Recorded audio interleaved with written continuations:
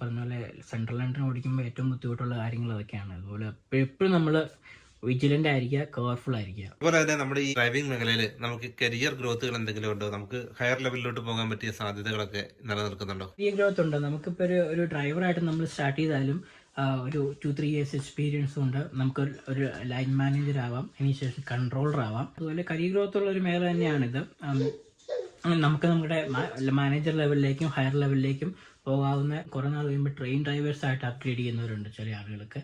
അപ്പം നമുക്കൊരു ഡ്രൈവേഴ്സിനൊക്കെ ആയിട്ട് ഇൻ്റർവ്യൂവിനൊക്കെ ചെന്ന് കഴിയുമ്പോൾ ആളുകൾ ചോദിക്കുന്ന ഇതും അവരൊരു കൺസിഡർ ചെയ്യുന്ന ഒരു ഫീൽഡാണ്. കാരണം നമ്മൾ റോട്ടിൽ വണ്ടി ഓടിച്ച് ഇത്രയും ആളുകളെ കൊണ്ട് സേഫായിട്ട് പോകുന്ന ഒരു മേഖലയാണ്. അതിപ്പോൾ ഇത് ഫ്യൂച്ചറായിട്ട് ഒരുപാട് കരിയർ ഗ്രോത്ത് ഉണ്ട്. ഈ മേഖല തന്നെയാണെങ്കിലും മറ്റു മേഖലയിലേക്കാണെങ്കിലും കരിയർ ഗ്രോത്ത് ഉള്ളൊരു ഓപ്ഷൻ തന്നെയാണിത്. അഭിജിത്ത് നാട്ടില് കാറും ഒക്കെ ഓടിച്ച് മാത്രം കഴിഞ്ഞിരുന്ന ആ സമയത്ത് ഇവിടെ വന്നു കഴിഞ്ഞപ്പോൾ ഈ ലണ്ടൻ പോലുള്ള സ്ഥലത്ത് ഇതുപോലെ വലിയ കോച്ചൊക്കെ ഓടിക്കാൻ നേരത്തെ എന്തെങ്കിലും ഒരു ആദ്യം ഒരു പേടിയൊക്കെ തോന്നിയായിരുന്നോ ശരിക്കും?